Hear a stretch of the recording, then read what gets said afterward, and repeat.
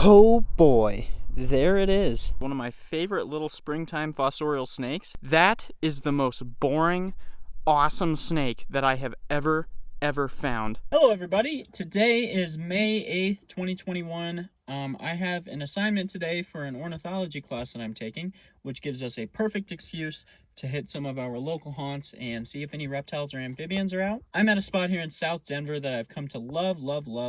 So I'm gonna get out of the car, we're gonna go for a walk, flip a little, hike a little, and maybe we'll turn something up. First snake of the day right here, flipped under this rock. I promise I will put that rock back like I found it. Here's a little juvenile eastern yellow-bellied racer. We've seen these in past weeks, so I'm not going to take too much time to talk about it, but it is a snake. I did lose another one of these up right when I got out of the car. I was literally maybe 20 steps from the car, and there he was. So I'm going to place this guy back under his rock, and we're going to keep on moving. Next snake of the day, just a short hike from where we found that first one, is another juvenile eastern yellow-bellied racer. We're probably going to see at least another one of these as he bites me on the thumb twice. Real grouchy as per usual. Unlike that one we saw a couple of weeks ago, belly's not quite getting too yellow yet, but in a few years he will be completely green with a completely yellow belly. Back under his rock he goes. Or not. Okay, bye buddy. Oh boy, there it is. My first milk snake on the year, flipped under a big piece of concrete over here. Wow, what a nice milk. That thing is really good. These guys, right now, this is like the perfect size before they start losing that crimson and getting a little more yellow on that white there. But wow. First one at this particular spot for me. Literally walked up, we're 10 feet from where that racer was, and this guy was waiting under a rock for us. Incredible. The lighting is wonderful right now, so I'm going to bust my camera out, get a few shots, and then we'll talk about him a little more. Well, milk snakes have officially started, everybody. I absolutely adore these snakes, especially in this locality. It's really special to be finding them so close to home. I actually came out here to look for birds for an ornithology class that I'm taking at school, and figured while I was here, might as well pick up a few pieces of the cover that I've known have been here for a while. And I tell you, it paid off, because that is a beautiful front range Colorado milk snake. Next snake of the day is this little bull snake here. I don't think he had emerged yet because he's feeling pretty cool, but he was sitting under a piece of cover here, so awesome stuff. A storm is moving in and it is starting to rain, so I'm going to put my phone away, release this guy, and we're going to keep on moving. Mom, if you see this, you were right. I should have taken up stamp collecting or fencing or robotics. Because right now, about a mile that way and about 10,000 feet up in the air, that is where the storm is building, and I am standing here with all of my expensive camera gear. So it's a way to lose that bet to you, Mom. So.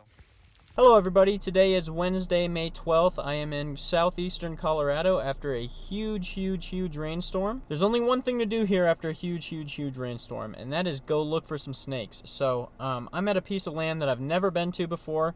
It's a little bit of a hike to where we're going to be going, but I'm going to get there now. Hopefully we are in for it today. I really think we just might be, so I'm really excited to get out there. I'll check in with you guys once we're there. So this is just to give you a look at the habitat that we're hitting here today. This is a spot that I have never been to before, in an area that I've never been to before, but just on first impressions, before we even drop down into this habitat here, I am really excited. All right, so first snake of the day is one of my favorite little springtime fossorial snakes. This is a ground snake. I'm not entirely sure that they've been found in the area that we are in right now. It's not that I wouldn't expect them to be here, it's just that I don't think anybody's really done adequate surveys in this area. So we're on the board. This is a gorgeous little ground snake. Usually they're a little bit duller than this. Was fully expecting to see these today. I just flipped them under this rock right here. They'll get a little bigger than this, but this is right about adult size. He's probably going on his second or third year maybe. Not entirely sure how these guys grow actually. But we're still out in this awesome habitat here. I've been herping for about 30 minutes and we've already got our first snake of the day. So I'm going to take a couple cell phone shots of this guy. Might break out the camera real quick just to get a couple voucher shots on there. But I am going to keep moving through this awesome habitat and hopefully turn up some more. So this is a little bit strange. This is a Great Plains rat snake that I was walking over here, spotted the tail end of him, got really excited, and then a little bit disappointed because something killed him, without a doubt. I mean, you can see he's pretty messed up there, but what the heck did that to him? I have no idea. That's really, really strange that something would just kill a snake. I mean, it's clear that he was hurt. Maybe a hawk grabbed him and then dropped him from, but we're under a tree, so that doesn't make sense. It's pretty curious, but good to document this species here. Again, not out of the suspected range for him, but all right, well, it's been a couple hours since the last one, and here's another little ground snake here. God, these guys are gorgeous little snakes. They're pretty tough to get to sit still. They definitely don't love sitting still. They tend to do this a lot, which is pretty frustrating, but cool little snake. If you would cooperate, this would go faster. But a cool little snake nonetheless. He's being really difficult right now, so I'm just gonna release him back under his rock and we're gonna keep moving. All right, buddy, back under your rock you go.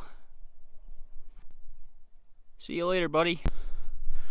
Okay, so I'm walking this habitat here, just getting ready to turn around. I flipped the rock, and that was under it. That is the most boring, awesome snake that I have ever found. This right here is the New Mexico thread snake. You can't see it right now, but I am beaming as I say this, because this is a snake that there are less than 20 records of this snake in the state of Colorado. Oh my God, I never thought that this would happen today. Never, never, never. I kidded myself into thinking it might, but never in my wildest dream did I think that I would be walking out of here with this snake in hand today. I mean, it was one of those things where I flipped the rock and I thought it was a tantilla, and then I picked it up, and literally any expletive that you can imagine that has been invented in the human language came out of my mouth as I walked down this hill to film and to photograph this snake right here. Holy God, oh my God. This is incredible. I'm in disbelief right now. I never thought that I would be holding this snake in my hand, and here it is, in my hand. I'm gonna get some photos and properly document this, because God only knows when the next time I'll be able to see this snake is gonna be.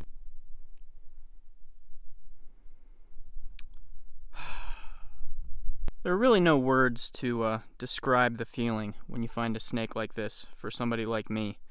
A snake that's so secretive in this state, that is so beyond bizarre, and that is in a really rare locale. It's absolutely... What is he doing? What is this? What are you doing? He's foaming. Are you regurging? What is this? Well, this snake is just so strange, so cool. The very first thread snake of any kind I've ever seen. Also, I mean, this is just one of the most ancestral looking, crazy, beyond strange snakes that I've ever had the privilege to see. Contrary to everything I've ever been told about this snake, he actually sat like a beast. I mean, as you can probably imagine, it's pretty tough to make this snake look interesting in a photo, but I displayed the snake in the photos as best as I could. I'm not really going to ask for much more, you know. And a Colorado blind snake, or actually this is a thread snake. I keep saying blind snake, but they recently changed the nomenclature on that one. But a Colorado thread snake, that is a cool snake. I don't care what anybody says about these. That is a neat little snake. Look at him. He's so cool. He's a worm with an eye, but he's also, I mean, like, he's cool. I don't care what anybody says. That is a cool little snake. And I'm not just saying that because he's in a place where he's rare, because I have ripped on plenty of rare snakes in, you know, that aren't cool. But I'm gonna go hike up this hill here, release him where he was found, take a, you know, few quick measurements on like where he was, get some GPS coordinates, and then I'm gonna release him and we're gonna head back to the car, because honestly I don't think I'll be able to top this one today. Alright everybody, this is the rock that made it happen. I'm going to release what is probably the strangest and at least the most locally rare snake that I've ever found. He's gonna find a way down in there and disappear back into the underworld. Amazing habitat, amazing place. If you think you know where this is, you probably don't. This is just wonderful. We did it. The only brand approved by Colorado thread snakes is the Reptilian Agenda. But in all seriousness, I literally can't believe that happened. I probably have an hour walk back to the car, and there's only like 2 hours of light left. So I'm going to start getting over there. I do not want to be caught out here in the dark. This place is pretty remote, and I do not want to be here in the dark because I don't have a light. So I'm going to go back, pack up my bag. We're going to get back to the car, probably just head home. I'm sure I'll flip a couple of rocks on the way back to the car just because, you know, why not? We're going to be passing by anyways. But can't believe that happened. I literally, of all the things I thought I see today, I thought about that one the most, but realistically, other than like maybe a speckled king snake in this part of the county at least, it was the last thing on my mind. So how about we have a closing speech for that? That was ridiculous. I don't really have anything to say. I don't know how to conclude this. I'm pretty sure there's going to be more of this video, by the way. I don't think it's long enough for me to post yet, so there might be some of Saturday's festivities lumped in with this one. I often find that the best way to find solace in a busy life is to get into a really, really remote area and work yourself into a state of exhaustion. And I think I proved that today. I don't know how long we walked today. I know we walked far, and I know it was a lot of up and down and up and down and up and flip this rock and down and flip that rock and down and flip and up and down and flip and down and flip over here and flip, and then under one of those rocks was the prize. I don't even know what to say. I'm so happy with the way today turned out. It was a long shot. I wouldn't call it luck because that's what I was like. I came down here for that specifically. But great day. I'm going to head home. First of all, I'm going to go get myself a seltzer. I deserve a seltzer. So, I'm going to go take care of that. I will see you guys in the next portion of this video, which will most likely be Saturday with somebody who I'm really excited to see.